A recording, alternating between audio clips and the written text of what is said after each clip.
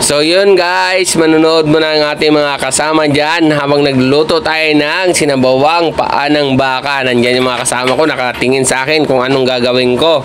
Kaya huwag niyong kalimutan guys, mag-follow and share sa aking page kung gusto niyo ang aking video. Yan yung mga kasama ko dyan. Yung mga shoutout sa mga El Pueblo Taxi at saka sa mga kay Russell saka kay Don Ramon. Yan, mga kasama ko yan. Habang ginagawa ko yan, nanonood sila sa akin. Tapos, tingnan nyo naman, hindi pa kami tapos. Puro tagay ng inabot ni Kuya Francis nyo guys. Yan, naglalaro mo tayo dyan sa sa pressure cooker natin. Kasi yun ang pinakamadaling paraan pagluluto natin. Sinabawan lang yun guys. Sobrang simple lang yan guys. Kasi wala kaming nabili ng pitsay. Kaya gumawa na lang ako ng paraan para matuloy yung namin, yung sinabawang paa ng baka. Super simple lang yung ginawa natin yung mga sahugin guys. Sibuyas lang yung sinahog natin dyan. Iyahaw na natin yung mga paa ng baka dyan. Ang lalaki niyan, ang lambot pa niyan guys. Sobrang sarap niyan, sa sabaw pa lang. Kaya yung pansahog dyan, hindi na namin kinumplito kasi dyan sa Matabungkay, wala kami nabiling pitsay. Kaya yung nilagay ko dyan, onion leeks lang. At tapos patatas, tapos yung natin, sibuyas. Yun lang nilagay ko yan. Tapos cubes natin, beef cubes lang nilagay namin dyan para matuloy lang. Tapos naglagay kami ng konting isbi.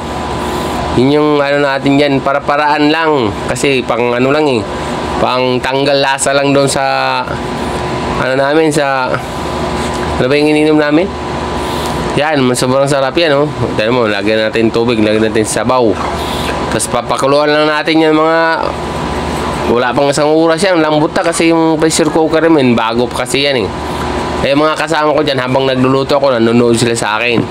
Very supportive sila sa akin guys, sa aming swimming nan sa Matabungkay. Sana kung nagustuhan nyo ang aming video, sana ma-share kayo. Malaking bagay na po yan sa aking page kung magsishare po kayo. Yan, naluluto na natin. Sobrang lambot na yan guys, sobrang dali lang natin ginawa Tapos yung mga ingredients, kung ano nang nandun, yun lang ginawa namin.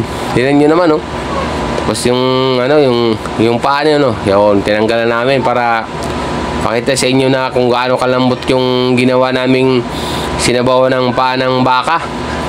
Si Don Russell Ayan, yun yung taga-tikim namin dyan Ayan ang organizer namin sa siyempre ako din, hindi ko rin nakalimutan tumikim dyan. Siyempre muntik ko na yung labi ko dyan, muntik na hiwa ng kutsilyo kasi wala hindi kami kulang-kulang kami dyan, wala kami plato. Tapos lang yan yung ginawa namin. Kita nyo naman yung mga namin, effort namin sa swimming namin. Sobrang talaga.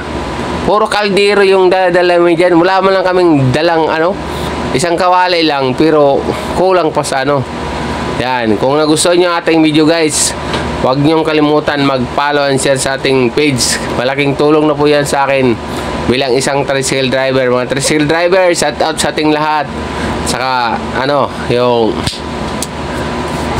sobrang sarap yung ginawa namin. Kahit simple lang yung ginawa namin sa paa, sobrang sarap yung na yan, yung dish na yan.